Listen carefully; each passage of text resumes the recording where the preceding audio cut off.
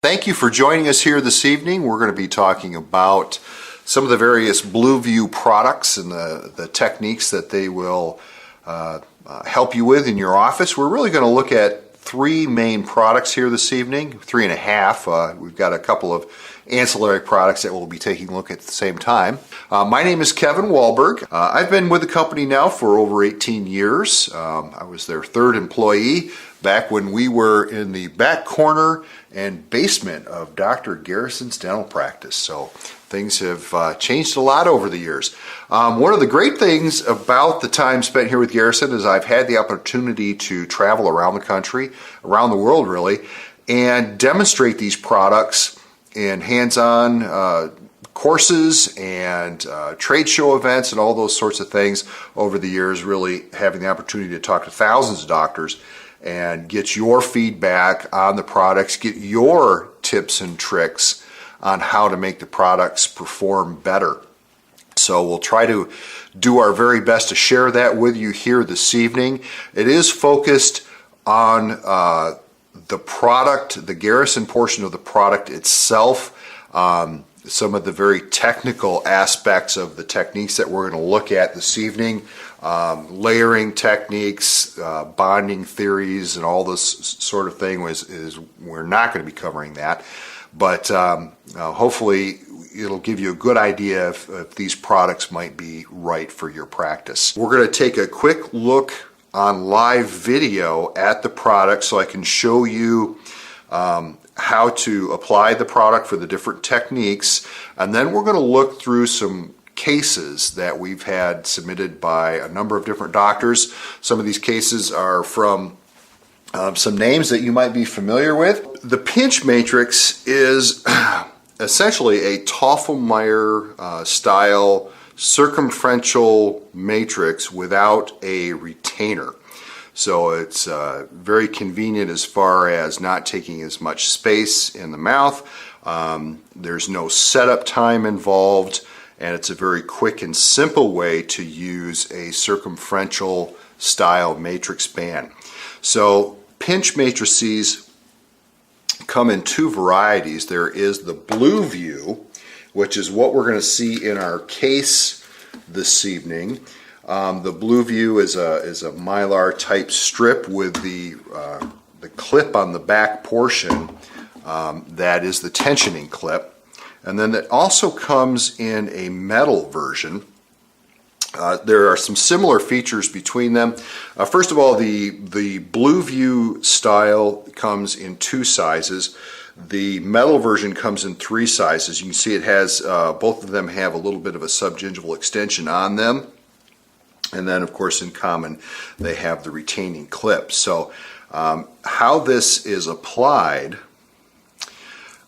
if you do not have the contact broken on both sides of the tooth, it is I strongly encourage you to firmly wedge the side that the contact is not broken, because the matrix can be difficult to slip down in between the teeth if that contact is still there. Once the matrix is started, and what I can do is let me pop a couple wedges in here, as if these contacts were still intact.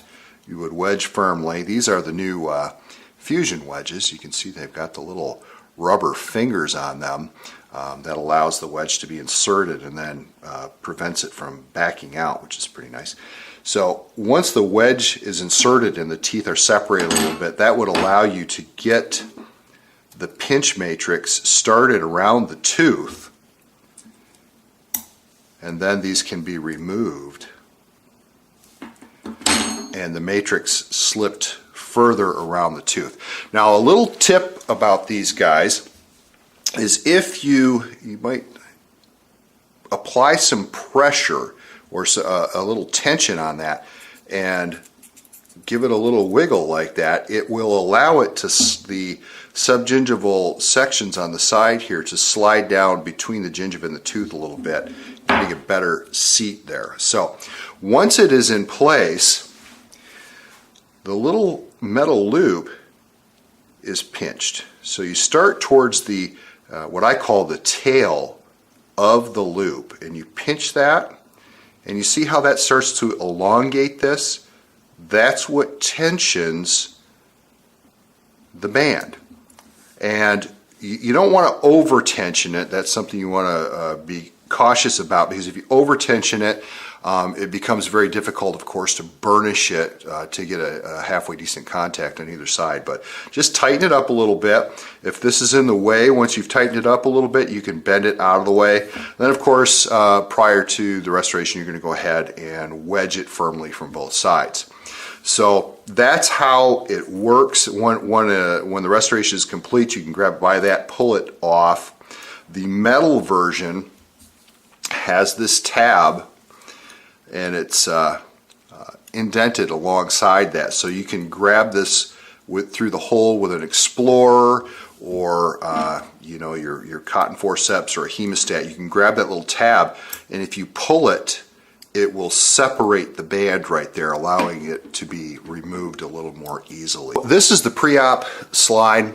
Dr. Jack Griffin, you may recognize that name, as he's lectured around the country and written several articles and so forth. So we see, we've got on the radiograph, this must have shown some decay. It's not particularly evident from the initial photo. Jack went ahead and did a lot of work here. We're doing the entire quadrant at one time. So this is where the retainerless portion of a pinch matrix really comes into play. It allows you to be able to do a multiple tooth restoration, or in this case a quadrant type restoration, without having multiple Toffelmeyer handles sticking out of the patient's mouth. Now he's got all of the matrix bands in place. I think it's particularly interesting here how he approached this case using a combination of the pinch matrix and the regular sectional matrix bands. See, he's got a combination of 3 sectional matrix bands and 2 pinch matrices in place here. Everything is wedged and ready for his next step. And he has started with the anterior, and he's going to work his way towards the posterior here.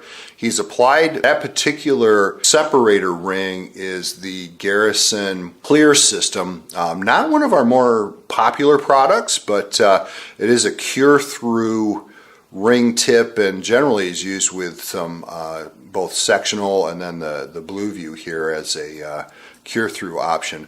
But he applied that ring to increase the amount of tooth separation between those two, his first 2 teeth that he's going to restore. So he went ahead and filled the first 2. He's etched the remaining, and moving towards the posterior, he's applied another ring here on that last tooth, the one with the rubber dam clamp. You can see in that interproximal space, you can see the metal tines of a Silver Plus style sectional matrix rings, which actually is no longer even produced. But that particular ring he used in that case because of the location of the rubber dam clamp. At that particular point in time, we did not have one of the soft face sectional matrix rings that would grip on a tooth that had a rubber dam clamp on it. So the thin tine ring allowed him to apply that ring where that rubber dam clamp was and have the ring stay in place.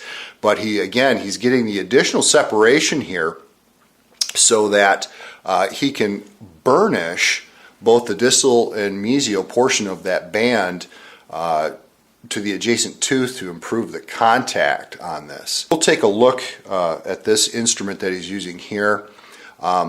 When you're using any sort of a circumferential matrix system, including pinch, it's highly recommended to use a contact forming instrument. What that contact forming instrument does is allow you to push the tip of the instrument into the first increment of the composite, apply pressure either mesially or distal, depending upon which side of the tooth you're working on.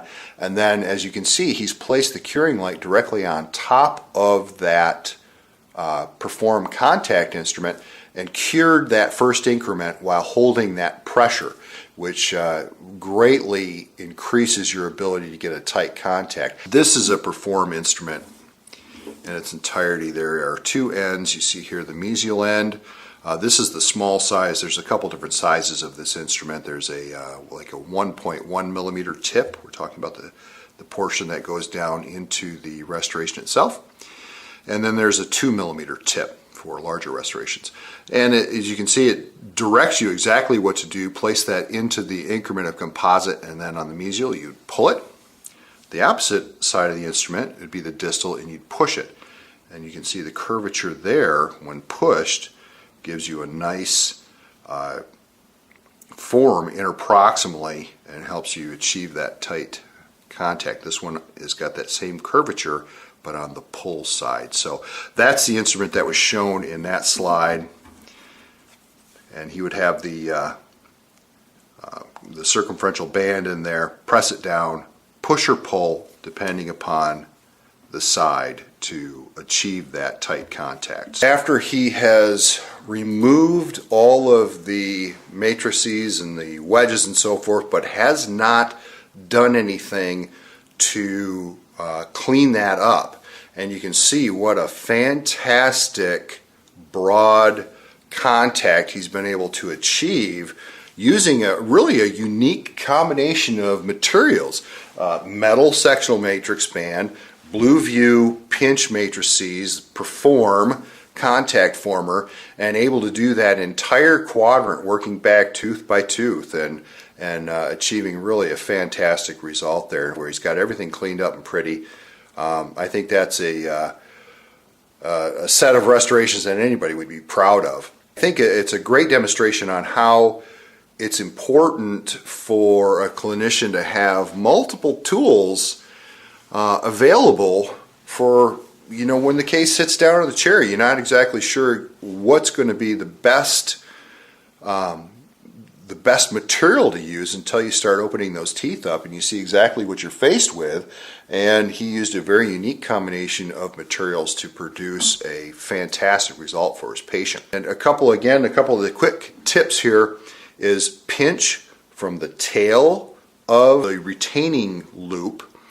Don't over tighten it because it'll make burnishing the band and the use of the contact former slightly more difficult by having to push or pull much harder. And then also using a contact forming instrument, very, very important whenever you're using a circumferential band. So our next product after the pinch that we're going to talk about is something that is very unique. This simple little strip. This right now is probably the #1 anterior matrix strip in the world, and it's very unique. You can see the tapered size, the tapered shape of it, allowing you to slide this back and forth in the interproximal space and match the height of the tooth. You know, there was, for a number of years, we had different types of anterior matrix strips, and we had some of the systems, we had 3 different sizes that you'd have to have in order to, you know, there was a really thin like 6 millimeter and then an 8 millimeter and a 10 millimeter strip. This goes from 6 to 10 right across there, one product. It's curved in a couple of dimensions, both dimensions. I don't know what you'd call that, but from the gingival to the occlusal curvature is the part that really makes this fantastic for replicating the anterior anatomy. So the placement of the strip is like any other, just simply, if you know, kind of floss it down into position. You can do a little extra maneuvering and get it down between the tooth and the gingiva quite nicely, and then sliding the strip until you get the height to match the tooth. So one strip, any tooth. The reason for the blue coloration is, well, it's pretty elementary. How many times have you torn off a Mylar strip only to lose it on the back of your glove or the tray or the patient bib? Those little buggers disappear in a heartbeat. And so the blue coloration allows for you to know exactly where your strip is, and also it has no impact on the polymerization. So it's a coloration that serves a great purpose in not losing the strip and having to tear 3 of them off before you are able to actually restore the tooth, and allows you to find it without any difficulty whatsoever. So doesn't have any negative impact. It's just it's kind of a no-brainer. But I shouldn't tell you this, but I will.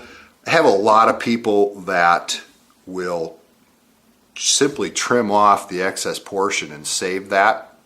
If they look at before putting this in a patient's mouth, they go, okay, yeah, I think I'm gonna be about here on there. They'll take a scissors and trim that off, and they'll keep the extra material and use it for another case. There's plenty of material here, but again, slide it into place. So we've actually got a number of different cases to look at using the Varistrips. We started here, this is a case of Dr. Hornbrook, who does a lot of lecturing around the country and was kind enough to send us this case. You can see where he has placed that Varistrip and then slid it through the interproximal space until he matched the height that he was looking for. Etching before he starts any of the filling. You can see the wedge that he has placed there to kind of tack that into place for right now. That is the wedge wand, which is another Garrison product. I don't have that here this evening to show you, but it's out available on the website. Any of those nice, really small plastic wedges work really good to hold those Varistrips in place for these types of restorations. They don't create a big gap down by the gingiva. Now what he did here is he started on the back side of that tooth and layered in a nice translucent enamel composite for his first layer. Layered the interior shade and then another layer of the very translucent material over top of that. Folded that strip over and then cured it. You can see he left some excess material on the incisal edge so that he could trim that back and get just the shape he was looking for. There it is right after he's done that initial fold over of the band and curing that. And then he's going to go ahead and get it trimmed into place, and you can see what a fantastic real artist with the composites. Man, my hat's off to folks that can do that sort of work and get that type of color match. Just truly amazing, real artistry. So our next Varistrip case, we've got some decay here between the two in a typical apple core type scenario here that we're going to look at. He's got a nice slide here of the interior too, where you can see how the discoloration there, where he's going to remove all that. There he's got it ready to apply his first strip. And this one, I combined these two slides so you could see both the interior and the exterior of how he's got that tacked in place. Now he's using a little rubber. You stretch them out, snap them down interproximally, and then release them.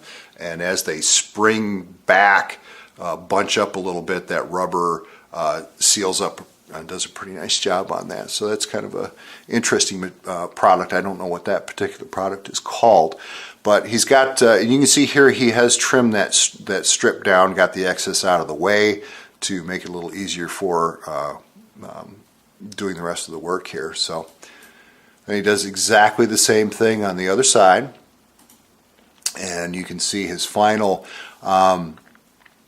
work here is a great color match by making sure that his matrice was slid down subgingivally nicely, and using that rubberized product like a wedge. He was able to have that gingiva come down in there very nicely and not leave a black triangle. So real nice job there. And a typical diastema closure here. Again, this is one of our doctors over in Europe. submitted this case.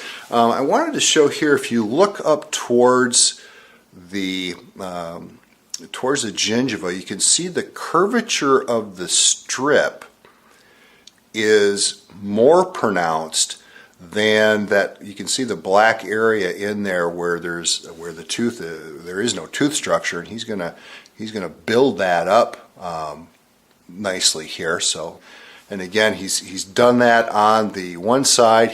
Look how far down he's slid the strip between the gum tissue and the tooth there. You can see where he's built up the side without the strip. We didn't have a complete set of images here that would allow, a very super detailed step-by-step, but you can see he's built that one side up already. Now he's doing the other, and his final result here is very nice. Very nice diastema closure, very natural looking piece of work there. So that's probably something you guys see on a pretty regular basis, and using the curvature that's pre-built into the Veristrip helps to provide some more guidance when you're getting down towards the gingiva to close those black triangles up. So of course, the closer you can get those, the more likely that gum tissue is going to pull down into that space and give you a nice result like this. So before we look at the cervical matrices, let's flip over to the video again here. So there's a little bit more detail here with this product. I'm going to zoom out a little bit. The cervical matrix kit has quite a few different matrices in it. There's 7 different sizes, and I wanted to just zoom out here a little bit and show you that. So there's a bunch of different sizes here so that you can get a shape that gives you the best match to the tooth. There's some fairly large sizes all the way down to very tiny, matching the matrix that you're using to the tooth that you're restoring. The kit has a couple of instruments. One is a gingival retractor. Nice curved gingival retractor, 2 sizes, so use that while you're prepping or when you're using the matrix itself. And then the handle is what we need to take a quick look at, because there's several different ways that you can put a matrix in the handle depending upon the tooth that you're working on. So it's got the post on it. So one end has a straight in, you just snap it into the hole, and then you can position it with that contra angle on there. You can position it really any way that you need to be able to reach the tooth comfortably and use the matrix. The opposite end, let's see if you can see that, has where the hole is on the side, again to allow that access, particularly more towards the posterior, where you can reach in there, apply the matrix to the tooth. So the matrix itself has a couple of features that really help you out, and one of the reasons why the cervical matrix is nice on Class 5s, particularly if you use a glass ionomer. It's such a sticky material that as you're trying to shape that material into the restoration, it's very easy while you're sculpting that material to pull it away from the margins of the restoration as you're trying to sculpt it. What the cervical matrix like this allows you to do is to place the material and directly compress it, cure directly through there, and not have to worry about pullback of the uncured material. That can be rather difficult to deal with, particularly if you're dealing with a restoration that does extend somewhat subgingivally. Any type of pullback, if you don't notice it, you cure, and now you've got a problem subgingivally where you haven't sealed that margin up very well. So typical little class 5, right on the edge of being subgingival. You know, when you're prepping that, you probably would have wanted your assistant to retract the gingiva a little bit to give you access while you're prepping the tooth. Bond it, etch it, place, really depending on whether you're going to do any layering in there or not. You'd place your composite material and then slide this subgingivally. Let's see if I can position this a little bit. And you're going to press the gingival edge of the matrix against the tooth and rotate it up onto the tooth. And what that will do is express any excess material out of the occlusal edge of that matrix band. So all that excess material stays out of the subgingival area, making it very easy to remove. And then you're going to cure right through that. You put your light right on there, cure directly through that, and now you've got no air-inhibited layer. Now you don't have to worry about polishing off that air-inhibited layer, and it's pretty hard to get that composite any smoother than what this matrix is going to leave it. That matrix is super smooth on the inside of that. It's going to give you a beautiful finish on there. You might have to do a very little bit of very final polishing, but as far as shaping this with rotary instrumentation, you're not going to have to shape it. Maybe you take an Explorer and you scrape off any of the excess that you've expressed out the top, and then a little polish, and you're going to be done with that. So I think particularly beneficial if you're doing you know, under the margin of a crown and the posterior. That's kind of a difficult area. Again, you're just gonna you wouldn't use this particular matrix. It's a little too curved for that, but you can slide that in, roll it up on there, cure right through that. So the edges of this are thinner. You might even be able to see that there. You can maybe see that on the video, that the edge of that matrix is thinner than the center, and that performs two functions. One, it allows for the matrix itself to just mirror up against the tooth surface more intimately, and as you compress it against the tooth, it prevents you from over compressing the center, creating a divot in the center of that restoration. So it gives you some rigidity to prevent, again, over compressing. You know, we've seen how that works. I have just a very basic couple of slides. I'm showing in this slide, I've actually got some composite material in there, and press the gingival edge of the band against the tooth, roll it up onto the tooth, and you can see how it just expresses the excess right out the top where it's easy to deal with. So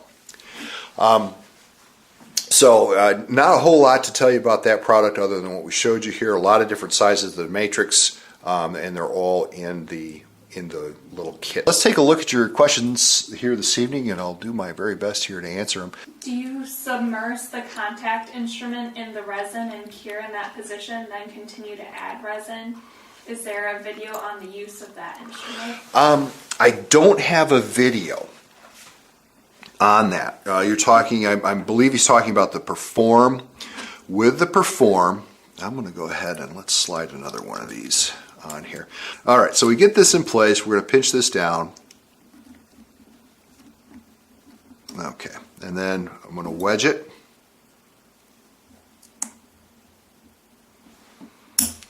Always wedging, make sure that the bottom of the box is adequately sealed. You don't want any crevicular fluid seepage.